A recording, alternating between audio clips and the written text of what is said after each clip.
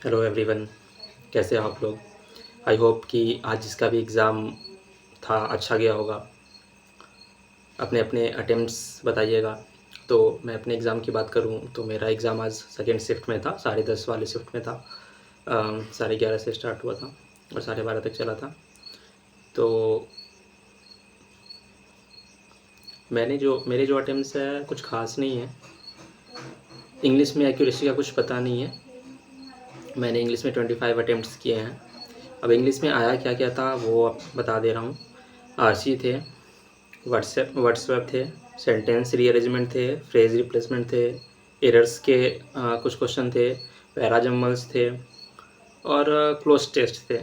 मैं cloze test तक पहुंचा नहीं था तो मुझे पता नहीं, पर मैंने जब अगल बगल वाले स्टूडेंट्स से पूछा तो उन्होंने बताया कि हाँ क्लोज टेस्ट भी आया था। तो इसका मैं ओवरव्यू नहीं दे पाऊँगा, मुझे नहीं पता कि किस बारे में था क्लोज टेस्ट। तो मैंने इंग्लिश में 25 अटेम्प्ट किए हैं।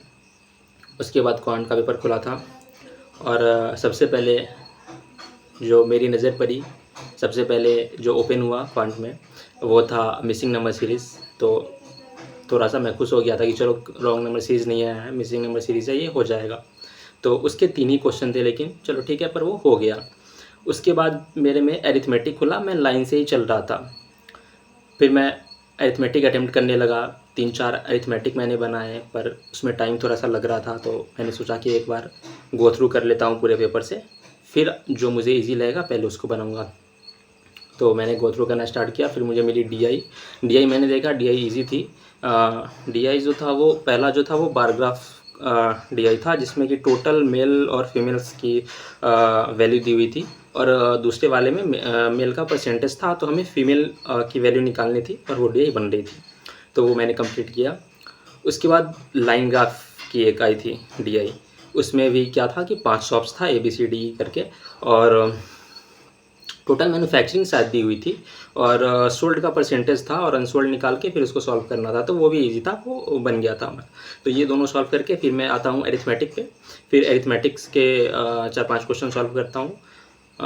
कैसलेट भी था एक, पर मैं वहाँ तक पहुँच नहीं पाया तो मुझे पता नहीं था। ये भी मैंने जब स्टूडेंट्स से पूछा तो उन्होंने बताया कि हाँ कैसलेट एक आया हुआ था। तो अब कैसलेट किस टाइप का था वो मुझे नहीं पता, तो आप लोग कमेंट में बता दीजिएगा कि कैसा था कैसलेट। और क्वांट में मेरे जो अटेम्प्ट्स है वो 21 है। कुछ खास नहीं है, बट ठीक है, एवरेज है। 21 इज़ ओके।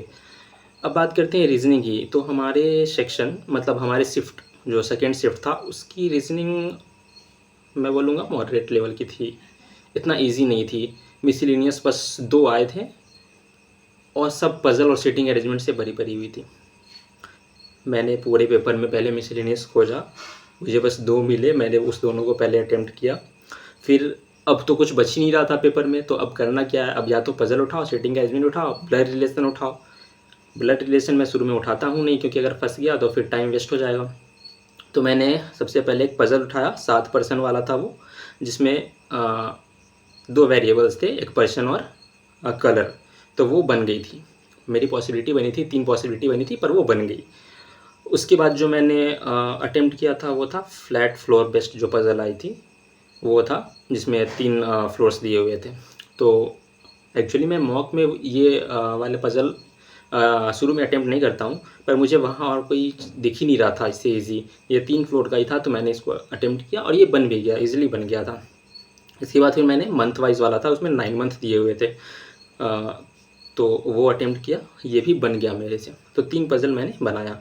फिर एक था 8% वाला, जो कि सर्कल में बैठे हुए थे और इनवर्ट आउटवर्ड दोनों था। तो मुझे लगा कि मैं इसको अगर छूऊँ तो मैं फंस सकता हूँ, क्योंकि इसमें इनवर्ट आउटवर्ड दोनों था। अगर इनवर्ट रहता तो मैं बनाता इसको, पर दोनों डायरेक्शन में था, इसलिए मैंने इसको छोड़ दिया। फिर मैं आया ब्लड रिलेशन पे। ब्लड रिलेशन के 3 क्वेश्चंस थे, तो इसमें से मेरे 2 बने, एक नहीं बने, तो एक मैंने छोड़ दिया। तो मेरे रीजनिंग में जो टोटल है अटेम्प्ट वो है 19, और टोटल अटेम्प्ट की अगर बात करूँ तो वो है मेरे 65। अब मैं श्योर तो नहीं हूँ कि इतना में होगा नहीं होगा, मुझे नहीं पता, बट हाँ कट ऑफ की अगर बात करें तो ये 60 to 65 के बीच में ही रहने वाला है।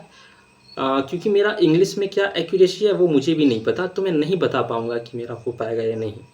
तो जिन्होंने अगर 60 to 65 100% एक्यूरेसी के साथ अगर जिन्होंने ये किया है तो वो लोग मेंस की तैयारी स्टार्ट कर दें।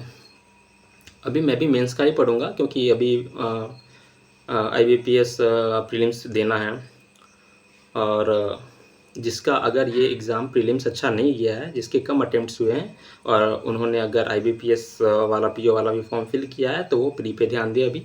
और जिनको लगता है कि नहीं मेरे अटेम्प्ट्स 60 to 65 या उससे ऊपर है तो बहुत अच्छा है, तो आप मेंस के लिए पढ़ सकते हैं। हाँ, ये मेंस आपका आगे PO वाले में नहीं काम आएगा तो क्लर्क वाले में तो काम आ ही जाएगा। तो बस यही था आज का एनालिसिस। मैं सुबह में निकला था, सुबह में मैं 8 बजे घर से निकला था और आया हूँ घर को रात को 8 बजे, और आके अभी रिकॉर्ड कर रहा हूँ आप लोगों के लिए। तो अगर जो ये मेहनत है आपको अच्छी लगे तो चैनल को लाइक, सब्सक्राइब और शेयर ज़रूर कर दीजिएगा। Thank you. मिलते हैं फिर अनदर मॉक एनालिसिस में। अब IBPS PO में लगना है और उसका भी प्रीलिम्स का मॉक दूंगा, और SBI PO के मेंस का भी मॉक के वीडियो में लगातार डालते रहूँगा। तो सपोर्ट बनाए रखिएगा अपना। Thank you so much. और हाँ, अपने जो अटेम्प्ट है वो कमेंट सेक्शन में ज़रूर मेंशन कर दीजिएगा। Thank you so much.